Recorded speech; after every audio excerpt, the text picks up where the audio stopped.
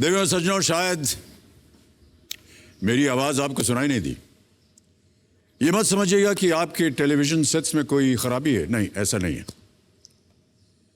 मैं आपको बताना चाहता हूं कि देश में लाखों लोग ऐसे हैं जो हर रोज कौन बनेगा करोड़पति इसी तरह देखते हैं, बेआवाज, क्योंकि ना तो वो बोल सकते हैं और ना ही सुन सकते हैं।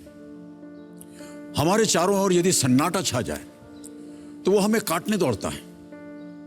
लेकिन जरा उन लोगों के बारे में सोचिए, उनकी उस तकलीफ के बारे में सोचिए जब एक पिता अपने बच्चे की किलकारी नहीं सुन पाता, एक मां अपने बेटे को प्यार भरे दो शब्द नहीं कह पाती। बात दिल में होती है लेकिन ज़बान तक नहीं आ पाती। कुछ भी नहीं, बस एक सन्नाटा, एक खामोशी, एक पल, हर दिन, हर पल। यह सच है कि हमारी कोई भाषा हमारे इन मूक बधिर भाई बहनों तक नहीं पहुंच सकती है, लेकिन एक भाषा जिसके द्वारा हम उनके दिल तक पहुंच सकते हैं, वो भाषा है द इंडियन साइन लैंग्वेज। आज मैं इस मंच से इस भाषा के जरिए अपने मूक बधिर भाई बहनों से कहना चाहता हूं,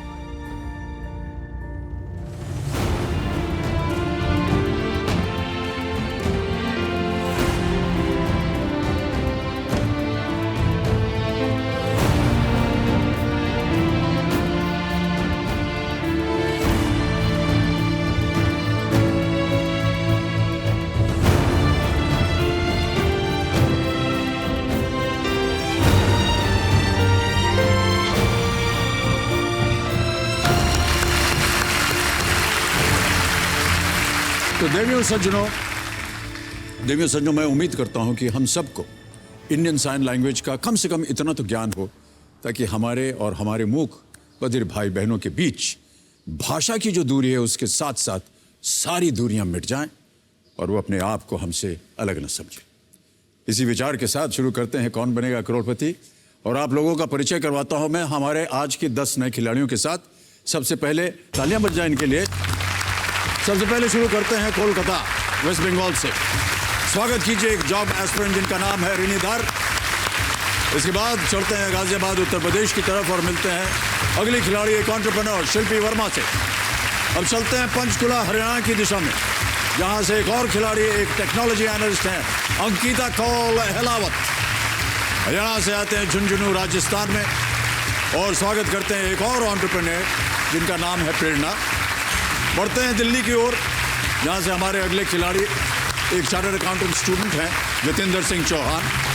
दिल्ली से चलते हैं रोपड़ या रूपनगर पंजाब की तरफ और स्वागत करते हैं पीएचडी स्टूडेंट जिनका नाम है प्रतीक कलकल। अब आते हैं देहरादून उत्तराखंड में और मिलते हैं अगले खिलाड़ी से एक लॉयर है जिनका नाम है सीमा कपूर। इसके बाद चलते हैं अंबाला हरियाणा में और यहाँ से हमें मिलती है एक मेडिकल कॉलेज की असिस्टेंट प्रोफेसर डॉक्टर अनुराधा बहल। हमारे अगले खिलाड़ी भिवाड़ी राजस्थान से हैं, ये एक इमिग्रेशन ऑफिसर हैं अमित कुमार त्यागी। और अंत में स्वागत कीजिए मालदा वेस्ट बंगाल से एक branch post master Sangeeta Chaudhary. तालियों के साथ इनका स्वागत देवी सब में।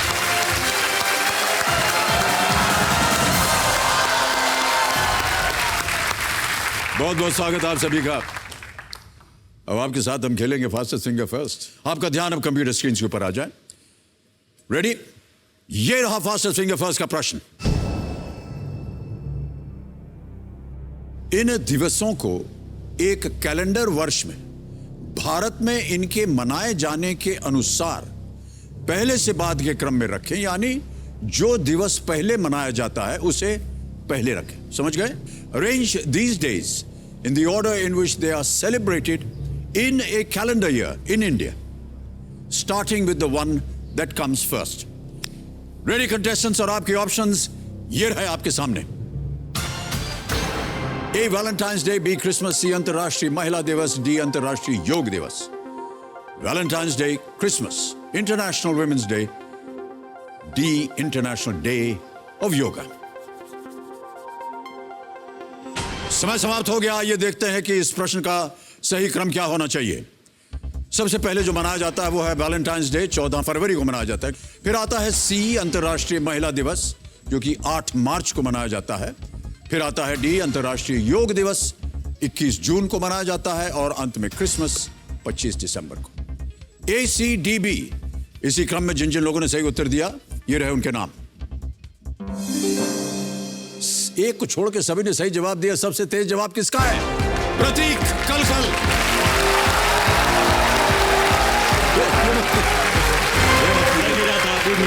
बहुत बहुत बधाई आपको।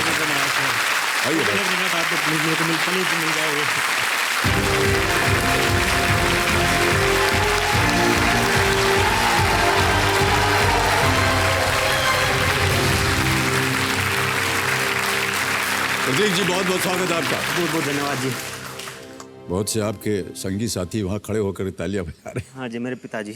अभी आप वहाँ जब हमसे मिले तो आप कुछ कह रहे थे, तालियां बज रही थी, मुझे ठीक से सुनाई नहीं दिया। मेरे को लग रहा था कि मतलब मैं सपना ही देख रहा हूँ। तक मेरे पता नहीं चल रहा था कि मैं सच में यहाँ तक आ गया। 4 दिन तक ऐसे नहीं हो जाता है कि मतलब आदमी सो रहा होता है, एकदम से आके मतलब नाम वैसे आ गया जैसे मतलब उसे पहले चल रहा था तो मतलब मेरा कहीं भी नहीं था। पर अब की बार तो ये था जैसे आप दिखे, हौसला सा आ गया सर एकदम से। और उसके बाद तो भाई करना ही है, कर दिया सर फिर। भाई साहब, जितनी तेजी से आप बोल रहे हैं ना जी सर, उतनी तेजी से हमारी समझ में नहीं आ रहा है। ठीक है सर, मैं स्पीड पे कम कर लूँगा सर। देवन संजो, मेरे सामने इस हफ्ते के पहले खिलाड़ी हॉट सीट पर आ गए हैं। ये है रूपनगर पंजाब से एक PhD स्टूडेंट जिनका नाम है प्रतीक कलकल। जी सर। प्रतीक जी, बहुत बहुत स्वागत आपका। और आप हैं रूपनगर से, जहाँ से एक ज़माने में हम भी हुआ करते थे। अच्छा सर। वो जगह का नाम था रूपनगर प्रेमनगर, खोली नंबर 420। चलो सर, आपके कर कदमों पे चल रहा हूँ सर। जी, खोली नंबर तो नहीं बनाऊंगा सर, पर आपके कर कदमों पे चल रहा हूँ सर। नहीं सर, वो तो खोली वो बहुत गलत खोली थी। वो 420 वाली कह रहा हूँ सर मैं। प्रतीक जी, हमारे पास आपके ऊपर बनाया हुआ एक वीडियो है, पहले हम उसे देख लेते हैं, सर। फिर आपके साथ गेम को आगे बढ़ाएंगे। Can we see the video please? मेरा नाम प्रतीक कलकल है, मैं IIT रोपड़ से PhD कर रहा हूँ। मेरे परिवार में मेरे पिताजी, मेरी माताजी और मेरा छोटा भाई है। मेरा जन्म मेरे गांव गद्दी खेड़ी में हुआ है। उसके बाद पढ़ाई के लिए मेरे पिताजी हमें शहर के अंदर लेके आ गए। मेरा सपना है कि मैं अपने गांव को सेल्फ सस्टेनेबल बना सकूं। उसके लिए मुझे सबसे पहले वहाँ पर बिजली देनी पड़ेगी, और बिजली के लिए सौर ऊर्जा, और दूसरा गोबर को मेरे को बायोगैस में बदलना पड़ेगा। अभी यहाँ से गायें भैंसें जो हैं वो जा रही होती हैं जोड़ में नहाने के लिए, तो उसके बाद वो जाते जाते वो गोबर कर जाती है। हम क्या सोच रहे हैं कि भाई सारे के सारे को हम इकट्ठा कर सके एक जगह, पर्टिकुलर जगह पे, ताकि सारे को अगर इकट्ठा करेंगे उससे हम बायोगैस बना सकें, और बायोगैस बनाने के बाद उसको बिजली बना सकें, या फिर उसी बायोगैस को हम घर में कनेक्शन के तौर पर यूज़ कर सकें। उसके बाद जो बचेगा, जो उसके अवशेष बचेंगे, उन हम खेतों में फर्टिलाइजर पर डाल देंगे, खाद बनाना बन जाएगा। सौर ऊर्जा हरियाणा के अंदर बहुत प्रचुर मात्रा में है। आपके वो 250 से 300 दिन सौर ऊर्जा के साथ मिलते हैं। आप उनको भी बदल सकते हो। हर घर के अंदर 2 किलोवाट का आप जनरेटर लगा दो, तो एक गांव के अंदर ये लगभग अगर 500 घर हो तो 1 मेगावाट के करीब का बिजली पैदा की जा सकती है। अगर ये सब चीजें पूरी होती तो एम्प्लॉयमेंट अपने आप क्रिएट होनी शुरू हो जाएगी। जो अपॉर्चुनिटीज़ ये गांव में लेके आ रहा है ये बहुत अच्छा है। जैसे कि अब यहाँ से सारे लोग अपना सेटल होने के लिए बाहर जा रहे हैं, अच्छी एजुकेशन प्राप्त कर रहे हैं, पर हमें उसका यूटिलाइजेशन यहाँ आके करना चाहिए। जो हमारी रूट्स है, जैसे प्रतीक की रूट्स यहीं पे है, यहीं इसका जन्म हुआ है, तो अपनी एजुकेशन को ये अपने गांव के लिए यूज़ कर रहा है। हमारी 65% आबादी सिर्फ GDP में 15% योगदान करती है। अगर आप 15% से लेकर उसको 30 या 40% तक भी ले आते हो तो हमें वर्ल्ड में सुपर पावर बनने से कोई नहीं रोक सकता। कौन बनेगा करोड़पति? मैं जो भी धनराशि जीतूंगा उसको मैं अपने सपने को पूरा करने के लिए, जिसमें मेरा सेल्फ सस्टेनेबल विलेज वाला जो सपना है, मैं उसको पूरा करूंगा।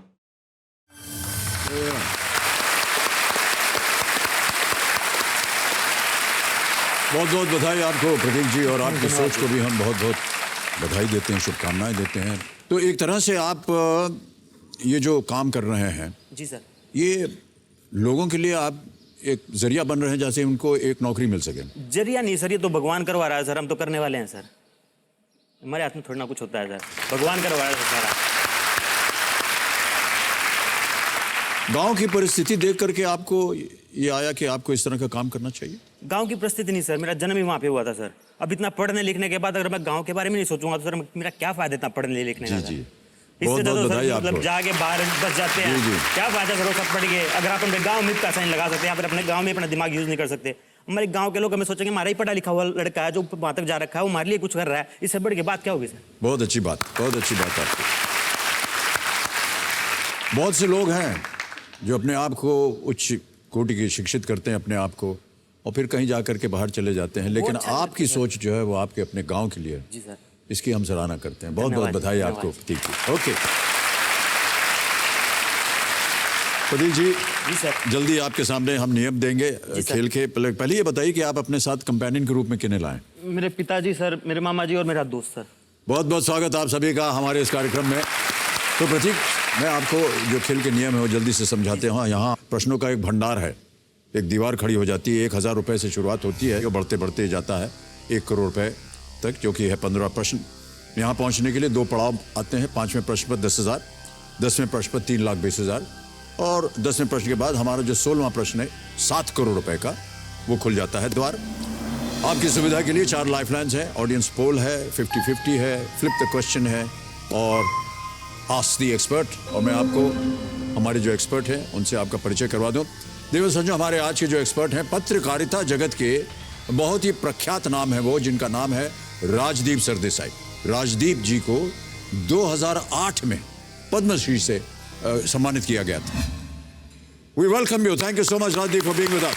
Thank you very much Amitabh Bachchan ji, thank you very Rajdeep much. Sardesai तो ये पूरे खेल के दौरान हमारे साथ रहेंगे। प्रतीक जी, जब कभी भी आपको इनकी आवश्यकता पड़े आप उनसे किसी भी प्रश्न का उत्तर पूछ सकते हैं। देवी और सज्जनों, लेट्स स्टार्ट एंड प्ले कौन बनेगा करोड़पति। All the best Prateek ji. Thank you sir ji. पहला प्रश्न आपके सामने, 1000 रुपए स्क्रीन के ऊपर ये रहा। इनमें से किस राज्य के नाम में एक संख्या है? समझ गए? जी sir. Which of these states has a number in its name? A. Mizoram, B. Chhattisgarh, C. Bihar या D. Himachal Pradesh? Sir B Chhattisgarh को सर लॉक कर दिया जाए सर। B पता लगाइए छत्तीसगढ़ पे कंप्यूटर जी। ये बिल्कुल सही जवाब है आपका, 1000 जीत गए। प्रतीक जी आगे बढ़ते हैं दूसरे प्रश्न पर, और वो आ रहा है आपके स्क्रीन के ऊपर। ये रहा अगला प्रश्न। एक मोबाइल फोन के फीचर्स के संदर्भ में 1920 into 1080, 2560 into 1440 और 1280 into 720 जैसे आंकड़े क्या दर्शाते हैं? With reference to the features of a mobile phone, what do figures like 1920 into 1080, 2560 into 1440 and 1280 into 720 represent? समझ गए प्रश्न को? जी सर। ऑप्शन सुनिए। A screen resolution, B battery capacity, C memory capacity, processing speed, D. Hindi में पढ़ता हूं आपको। Screen resolution, battery क्षमता, मेमोरी क्षमता या processing speed? Sir A screen resolution को लॉक कर दिया जाए सर। A screen resolution. जी सर। ताला लगा दिया जाए? जी सर, ताला ए पे ताला लगाइए कंप्यूटर जी। बिल्कुल सही उत्तर दिया है आपने। प्रतीक जी बधाई आपको। आप गर्दन नहीं लाए थे, मेरे को लगाना हो गया सर। 2000 जीत गए आप प्रतीक जी। आगे बढ़ते हैं तीसरा प्रश्न। Third question, 3000 rupees on your screen now. Bharat में चुनाव के संदर्भ में ईवीएम पर राजनीतिक पार्टी के पहचान के लिए इनमें से किसका प्रयोग किया जाता है? With respect to elections in India, which of these is used to identify political parties on an EVM? Option सुनिए। A party name, B party flag, C party address या डी पार्टी सिंबल। पार्टी का नाम, party का झंडा, party का पता या party का चुनाव चिन्ह? वोटिंग वगैरह किया होगा आपने। जी सर। पार्टी का चुनाव चिन्ह को सर लॉक कर दिया जाए सर। पार्टी सिंबल, जी सर। चुनाव जी सर। चिन्ह, डी। ताला लगा दिए? जी सर। डी पे ताला लगाइए कंप्यूटर जी। बिल्कुल सही उत्तर है आपका, बधाई। Thank you sir. 3000 जीत गए आप। आगे बढ़ते हैं। अब आएगा चौथा प्रश्न, 5000 रुपए इसका मूल्य है। और वो प्रश्न आपके सामने ये रहा। इस ऑडियो क्लिप में कौन अपने बीते दिनों के बारे में बता रही हैं? हम आपको एक आवाज सुनाएंगे प्रतीक जी। Who can be heard speaking about her growing up years in this clip? Audio सुनाया जाए कंप्यूटर जी। मुझे ना कैंटीन बड़ी पसंद थी कि ना हम लोगों को ना सस्ते में सब कुछ मिल जाता है, तो लगता था कि हम कितने अलग हैं, हमको सस्ते में चीज़ें मिलती हैं। हम लोग शॉपिंग वॉपिंग तो करने मतलब बाद में शुरू करी है बाहर जाके शॉपिंग करना। जब मैं मुंबई शिफ्ट हुई थी, उसके पहले तो सब कुछ हमारा उसी कैंटोनमेंट में हो जाता था। हमारा हॉस्पिटल भी वहीं पे था, हमारे स्कूल भी उधर ही थे, हमारा शॉपिंग जो हमारी कैंटीन थी वो भी वहीं पे थी। तो एक दुनिया है एक विद इन अ कैंटोनमेंट जिसमें हम लोग बड़े हुए हैं। जी सर। ठीक है, अब आपके सामने विकल्प रखता हूं, बताइए कौन बोल रहा है ये? जी ए सर। प्रियंका चोपड़ा, बी अनुष्का शर्मा, सी सुष्मिता सेन या डी लारा दत्ता?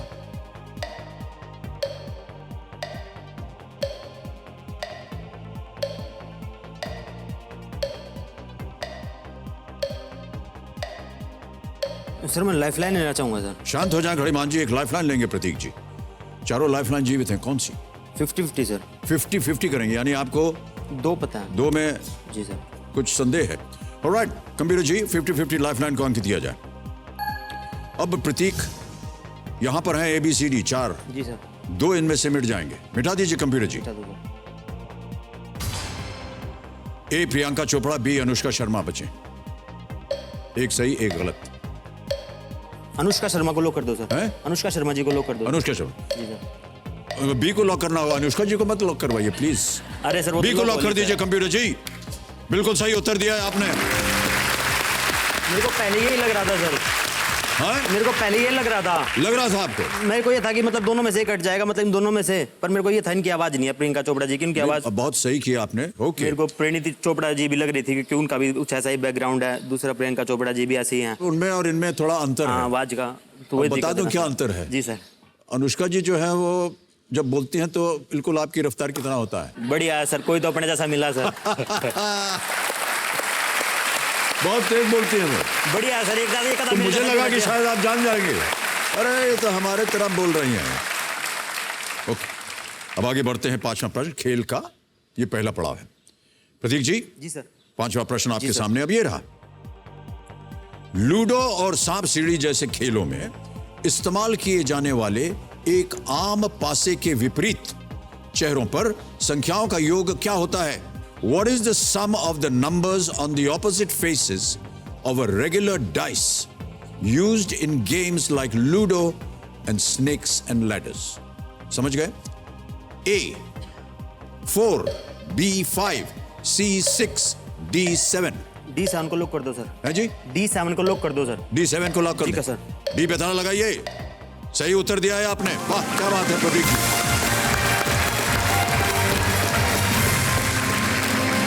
विपरीत जो होता है 1 and 6 होता 1 है, और 6 है, 2, 5 2 और 5 होता 3, है, 4। और 3 and 4 होता है। बिल्कुल सही उत्तर। ओके प्रतीक जी, आगे बढ़ते हैं। छठा प्रश्न, 20,000 रुपए आपके स्क्रीन के ऊपर, ये रहा।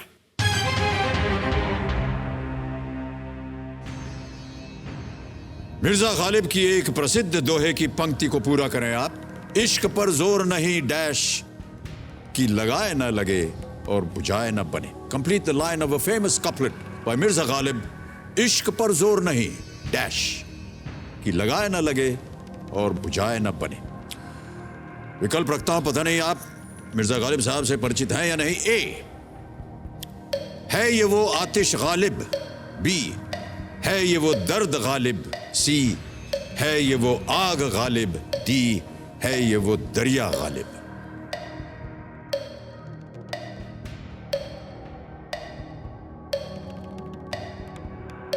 इश्क पर जोर नहीं डैश कि लगाए न लगे और बुझाए न बने। दर्द तो सर ना लग सकता है ना बुझ सकता है सर। आग ही हो सकती है सर, जो लग जाए या बुझ जाए। ये दरिया गालिब, दरिया तो सर पार करना पड़ता है, और आतिश बम पटाखे वाले। मुझे सर ये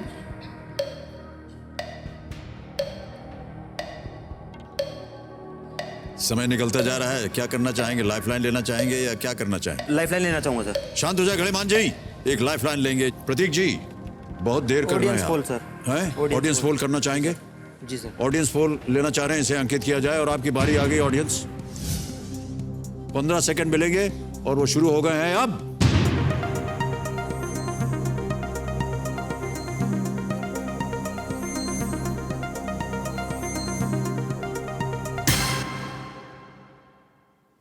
भाई साहब जनता कह रही है ए होना चाहिए, है ये वो आतिश गालिब? सबसे ज्यादा 70%। सर एक को लॉक कर दो सर। एक को लॉक किया जाए कंप्यूटर जी। है ये वो आतिश गालिब? सही उत्तर है आपका। Well played audience.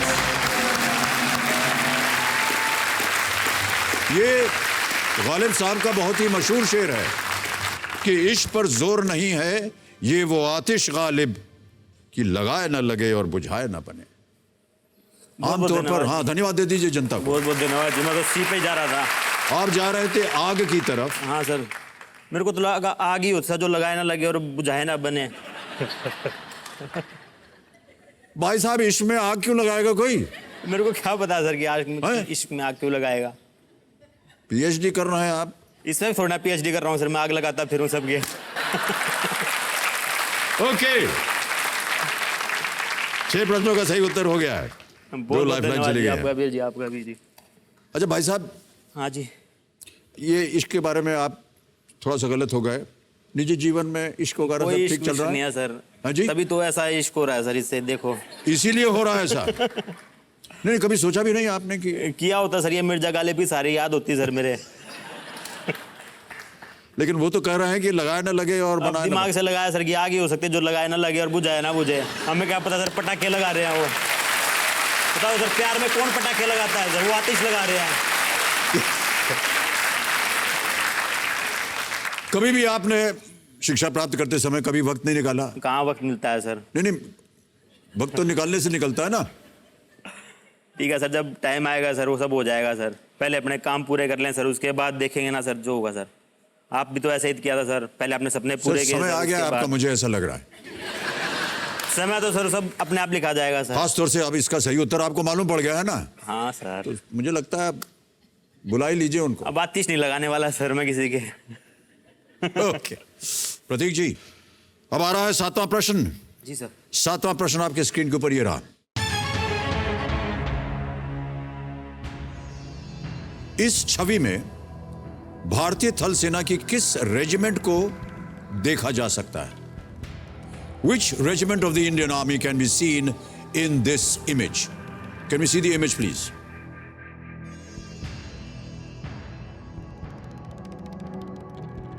देख लिया भाई साहब? जी सर, देख लिया। विकल्प रखूं आपके सामने? जी सर, रखो सर। ये रहे विकल्प आपके सामने। A Garhwal rifles, B central India horse, C president's bodyguard या डी 5th आर्मर्ड रेजिमेंट।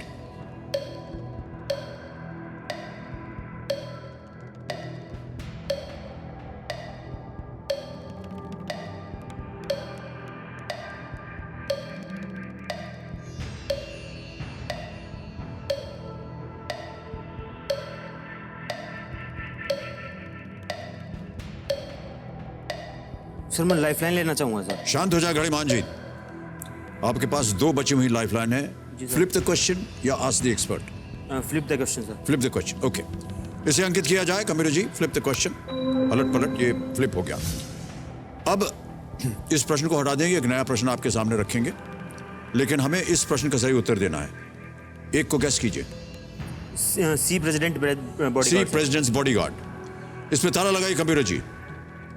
भाई साहब, यदि आप खेलते तो ये सही होता, लेकिन आपने लाइफलाइन लेनी है और इस प्रश्न को हम हटा देंगे। प्रेसिडेंट्स बॉडीगार्ड की प्राथमिक भूमिका भारत के राष्ट्रपति को बचाना और उनकी रक्षा करना होता है। ओके, अब ये हटा दिया जाएगा प्रश्न और एक नया प्रश्न आएगा। हमारे पास एक सूची है 11 प्रश्नों की। इस पर आपने यहां पर आने से पहले किसी एक विषय को चुना था और वो विषय था science and technology. Science and technology. Okay, Kabir महाशय, इस प्रश्न को हटा दीजिए और साइंस एंड टेक्नोलॉजी के आधार पर एक नए प्रश्न को पेश कीजिए। और ये रहा अगला प्रश्न आपके स्क्रीन के ऊपर प्रतीक जी।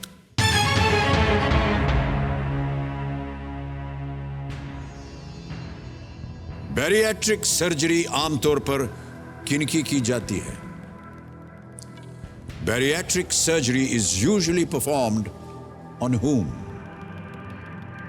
A, obese people, B, heart patients, C, cancer patients, D, blind people. मोटे लोग, हृदय रोगी, कैंसर रोगी या दृष्टिहीन लोग?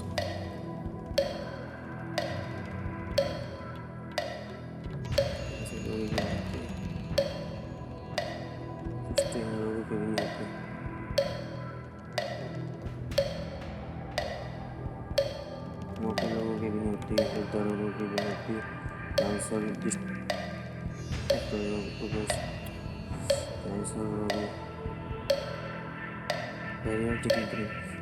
ए मोटे लोग सर ना ए सर मोटे हाँ, ए लोग। मोटे लोग जी सर ताला लगाने लायक? जी सर ए पे ताला लगाइए कबीर जी, देखें ये सही है या नहीं।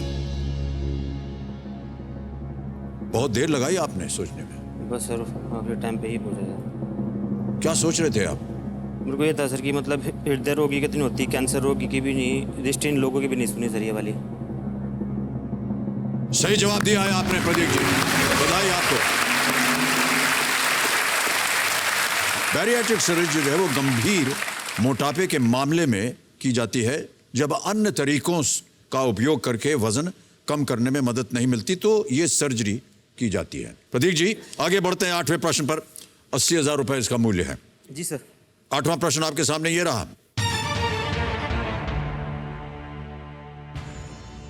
इस वीडियो क्लिप में नजर आ रहे अभिनेता को पहचाने। ऑप्शन रखता हूं आपके सामने। ए कुणाल कपूर, बी उदय चोपड़ा, सी जुगल हंसराज या डी अभय दियोल। डी अबे देओल को लॉक कर दो। श्योर है? जी सर। फिल्में वगैरह देखते हैं कि नहीं आप? नहीं सर ये वाली मूवी देखी थी सर। ये देखी थी आपने? जी सर। इसीलिए देखी थी क्योंकि आपको मालूम था कि ऐसा प्रश्न आएगा। क्या पता पहले जानबूझ के दिखाई हो भगवान ने। भाई साहब आप ऊपर वाले पे बहुत भरोसा कर रहे हैं। सर क्या किया जाए? लॉक कर दो सर। डी अभय देओल पे ताला लगाया जाए कंप्यूटर जी, और ये बिल्कुल सही जवाब है आपका। 80,000 रुपए आप जीत गया है। महंगाई गीत का शीर्षक था। चक्रव्यूह हाँ जी चक्रव्यूह फिल्म का नाम था। अभय देओल इसमें थे। ओके प्रतीक जी जी सर। अब आगे बढ़ते हैं। 9वां प्रश्न 1,60,000 रुपए आपके स्क्रीन के ऊपर। 9वां प्रश्न ये रहा। अलग अलग राज्य बनने से पहले क्षेत्रों की इनमें से कौन सी जोड़ी पंजाब का हिस्सा थी? Before becoming separate states, which of these pairs of regions was once part of Punjab? A. Haryana Jammu, B. Himachal Pradesh Haryana, C. Uttarakhand Himachal Pradesh, D. Jammu Uttarakhand. Sir B Himachal Pradesh और हरियाणा को लॉक कर दिया जाए सर। B को ताला लगाएं। जी सर लगा दो। श्योर है आप? जी सर। B पे ताला लगाए कंप्यूटर जी। ये भी सही उत्तर दिया आपने, वाह बहुत खूब।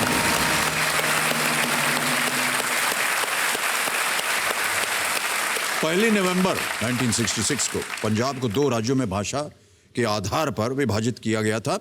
हिंदी भाषी जो थे वो हरियाणा और पंजाबी भाषी पंजाब में। पंजाब सर। पूर्व पंजाब का तीसरा भाग हिमाचल प्रदेश में जोड़ा गया था। प्रतीक जी जी सर। 10वां प्रश्न खेल का दूसरा पड़ाव। 3,20,000 रुपए, 3 लाइफलाइन चली गई, ध्यान रहे। 10वां प्रश्न आपकी स्क्रीन के ऊपर ये रहा।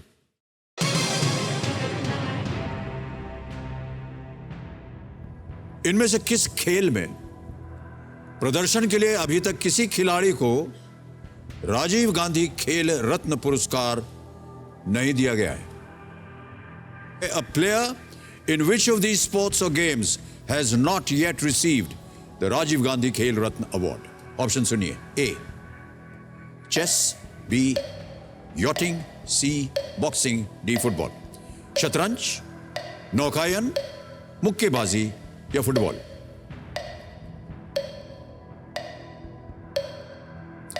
राजीव गांधी खेल रत्न पुरस्कार।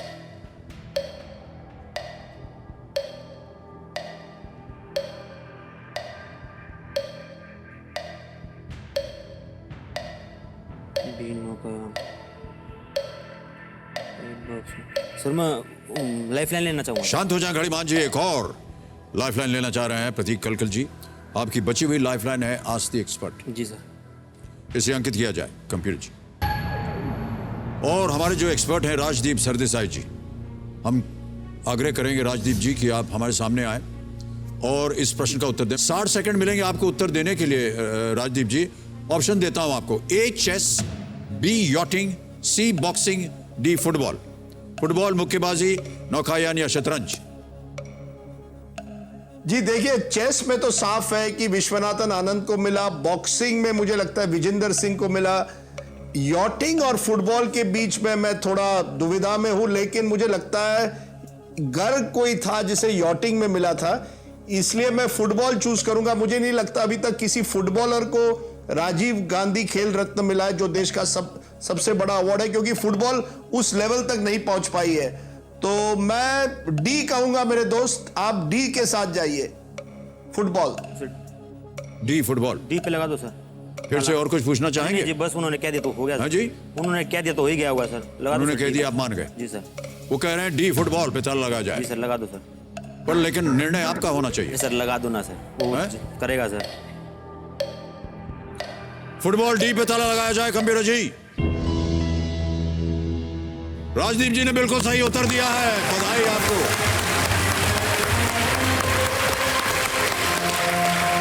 और जैसा कि ये कह रहे थे, राजदीप जी कह रहे थे, शतरंज में सबसे पहली बार विश्वनाथन आनंद को मिला था। यॉटिंग होमी मोतीवाला, पीके गर्ग को दिया गया था। बॉक्सिंग में मैरी कॉम और विजेंद्र सिंह, जैसे कि अभी कह रहे थे वो। फुटबॉल अभी तक किसी को नहीं मिला है। मेरे को लग रहा था सर कि नौकायान में नहीं दिया हुआ, क्योंकि फुटबॉल में वाईचुंग भूटिया जी थे अपने। जी हाँ, वो बहुत सुंदर खेलते हैं, बहुत अच्छा हाँ खिलाड़ी जी, भी मेरे को वो लग हैं, रहा था शायद उनको ना दे लेकिन दिया अभी होगा। तक उनको नहीं दिया गया है। जी सर। ओके, ऑलराइट भाई साहब, आपने 10 प्रश्नों का सही उत्तर दे दिया है। जी सर। 3,20,000 रुपए आप जीत गए हैं। तालियों के साथ इनका स्वागत।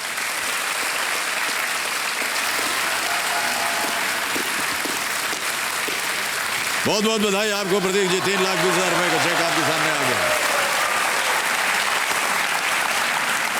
ओके प्रतीक जी, अब सुन लीजिए, घड़ीमान जी शांत हो जाएंगे, समय समय मिलेगा इसी को आपको। शांत कर दो सर, बहुत एक सोच समझ कर खेलिए, क्योंकि लाइफलाइन आपकी सभी समाप्त हो गई हैं। हमारा जो चोटी का प्रश्न है, 16 प्रश्न 7 करोड़ का, उसका द्वार खुल जाता है। और हमने देखा कि आपने जो अपने कंपेनियंस का परिचय दे रहे थे, तो उसमें माता जी नहीं आई हैं, क्यों? सर वो गाय ने बछड़े को जन्म दिया है सर। ओह, जी सर, तो वो बीमार है सर। हमारी अच्छा, तो गाय का उनकी नाम देख रेख कर रहे हैं। जी सर, हमारी गाय का नाम सलोनी है तो सर। आपके घर में गाय भी है और कोई कुत्ता भी है सर। अच्छा अच्छा, जी सर। तो उनकी देख रेख के लिए। जी सर, वो बीमार है सर, बछड़ा भी, क्योंकि अभी भी जन्म दिया है सर, तो उनकी अच्छा, देख रेख कर रहे हैं। गाय का नाम सलोनी है सर, बछड़े का आप रख दो सर। इससे खुशी की बात क्या हुई सर, लोग बच्चे का नाम रखवाते हैं, हम अपने बछड़े का रखवा रहे हैं सर। जो गाय है उसका क्या नाम है? सलोनी है सर। सलोनी। जी सर। सलोनिया की सलोनी? सलोनी सर। सलोनी। जी सर। अच्छा, सलोनी का सा और नी का नी, सोनी। ठीक है सर, बढ़िया सर। आज तक सर चैनल ही होता था, बछड़ा भी होगा सर उसके नाम से। ऐसा मत सोचिएगा कि क्योंकि ये सोनी का चैनल है इसलिए रख दिया हमने। अरे नहीं सर, हमने बहुत अनुमान लगाया। सलोनी का सा और नी का नी, सोनी हो गया है। फिर तो ब्रांड एम्बेसडर बन जाएगा सर एक दिन सोनी चैनल। हमारा ध्यान रखिएगा, ऐसा ना हो कि हम हमको इसके बाद नौकरी से निकाल दें। ऑलराइट। और सोनी जो है खूबसूरत नाम है, सोनी बढ़िया मतलब नाम है सर। सोनिया नाम, सुंदर नाम। ओके, अब भाई साहब 11वां प्रश्न आएगा आपके सामने। इसे खेलिएगा जरूर, क्योंकि आप लीस्ट रिस्क पे हैं। जी सर। हम तो नहीं चाहते हैं कि आप गलत उत्तर दें, लेकिन यदि हो गया तो आप कुछ खोइएगा नहीं। 11वां प्रश्न, कोई भी लाइफलाइन नहीं बची प्रतीक जी। ठीक है सर। 6,40,000 रुपए आपके स्क्रीन के ऊपर ये रहा।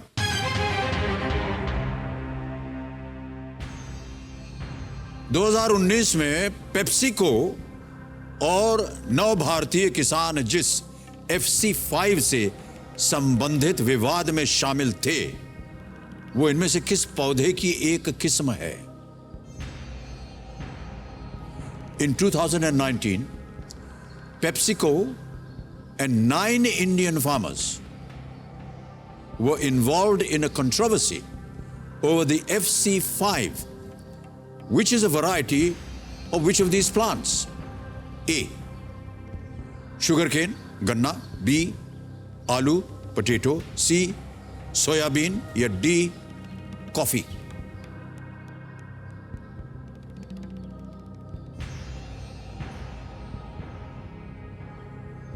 FC5 विवाद, पेप्सिको, 9 किसान, भारतीय किसान। समय ले लीजिए, खेलिएगा जरूर। ठीक है सर।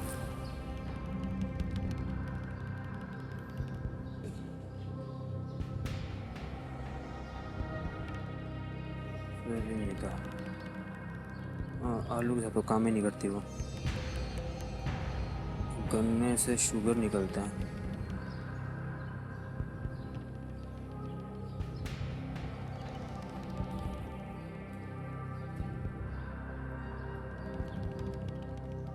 किसानों के विषय को लेकर के ये काफी चर्चित बात थी किसानों की, और इसी साल हुआ था ये सब। पेप्सी जो कंपनी है सर, वो आलू के साथ उसका कुछ लेना देना है ही नहीं सर। हैं? पेप्सी कंपनी के साथ आलू का कोई लेना देना है नहीं सर। अच्छा। सोयाबीन उसमें लेके नहीं जाते सर। बच गया गन्ना जिससे शुगर बनती है सर, या फिर कॉफ़ी, जो आजकल वो कैफीन भी मिलाते हैं उसके अंदर। कॉफ़ी की कैफीन मिलाते हैं, वो उन्होंने निकाली भी थी एक कॉफ़ी, मतलब एक पेप्सी जिसके अंदर कॉफ़ी मिलाया था उन्होंने। तो गन्ना या कॉफ़ी में से एक हो सकता है, क्योंकि जो फार्मर्स होते हैं सर उनके लिए नाम आसान होने चाहिए सर। तो FC5 गन्ने की किस्म तो होती नहीं है सर। ये जो एक कॉफ़ी है सर, ये मतलब ज़्यादा अमीर लोगों के शौक होते हैं सर, मतलब आमतौर पर FC5 भी नाम भी ऐसा ही है सर। तो ये कॉफ़ी की तरफ झुकाव होगा सर इसका क्वेश्चन का। तो क्या करना चाहेंगे आप? मैं सर डी कॉफ़ी के साथ जाना चाहूँगा सर। डी कॉफी पे ताला लगाना चाहेंगे? जी सर। फाइनल उत्तर आपका? जी सर।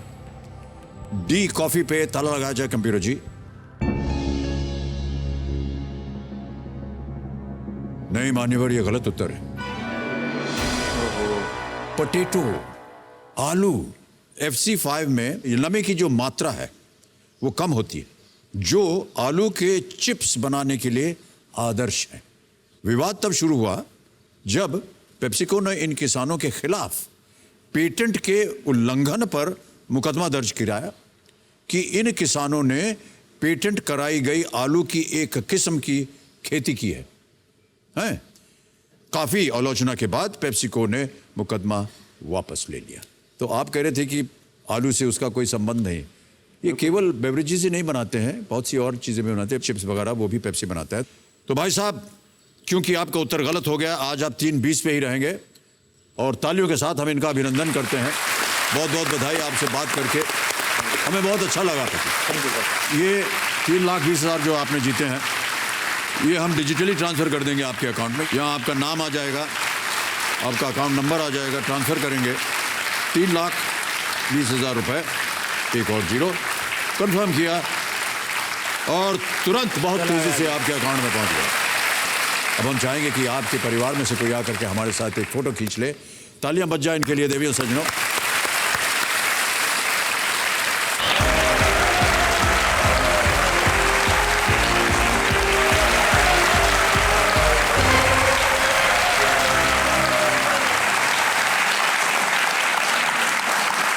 खेल अभी खत्म नहीं हुआ है।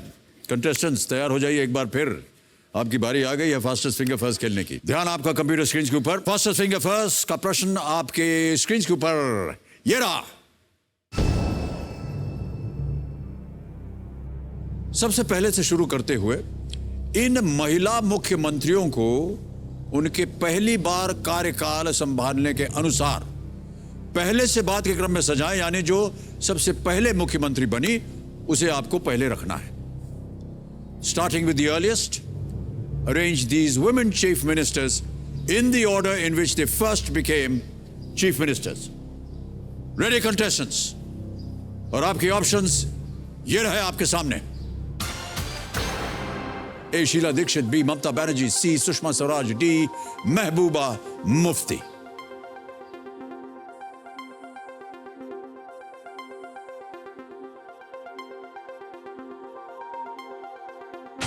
हो गया समय समाप्त। आइए देखते हैं कि सही उत्तर क्या होना चाहिए इस प्रश्न का। तो सही क्रम ये रहा, सी सुषमा स्वराज, दिल्ली अक्टूबर 98 से दिसंबर 98 तक। उसके बाद आता है ए शीला दीक्षित, दिल्ली दिसंबर 98 टू 2013। फिर आता है बी ममता बनर्जी, वेस्ट बंगाल 2011, और अंत में है D Mehbooba Mufti, Jammu and Kashmir JNK 2016। CABD ये है सही क्रम। और अब देखते हैं किन किन लोगों ने इसी क्रम में उत्तर दिया है। केवल दो ने, और सबसे तेज जवाब जितेंद्र सिंह चौहान। बहुत बहुत बधाई आपको। अरे ये मत कीजिएगा, गले मिल जाइए। आइए,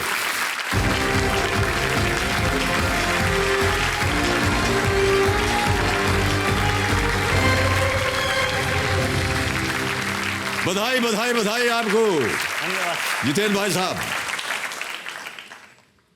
कहां से हैं आप? सर दिल्ली से ही। दिल्ली से हैं, ओके। बहुत सारी बातें अरे हूटर बज गया। जितेंद्र जी आपको हम बधाई देते हैं। हम इनके साथ कल खेलेंगे, आज हूटर बज गया है।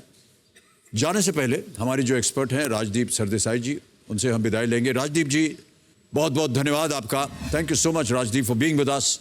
और एक बार फिर आपने बहुत ही सही जगह पर हमारे जो खिलाड़ी हैं उनकी आपने मदद की। तालियों के साथ हम इनका अभिनंदन करते हैं। Thank you sir, thank you sir. तो दुनिया सज्जनों, मेरा ऐसा मानना है कि जब हमारी तैयारी रहती है तो अवसर हमारे जीवन में अपने आप दस्तक देता है। इसलिए अपने आप को तैयार रखिए, क्या पता वो अवसर इस वक्त आपके जीवन में दस्तक देने के लिए तैयार बैठा हो। इन्हीं विचारों के साथ आज्ञा दीजिए। कल फिर आपसे मुलाकात होगी और मुलाकात होगी जितेंद्र जी के साथ। तब तक के लिए हमें आज्ञा दीजिए। Good night, do take very good care of yourselves and शुभ रात्रि।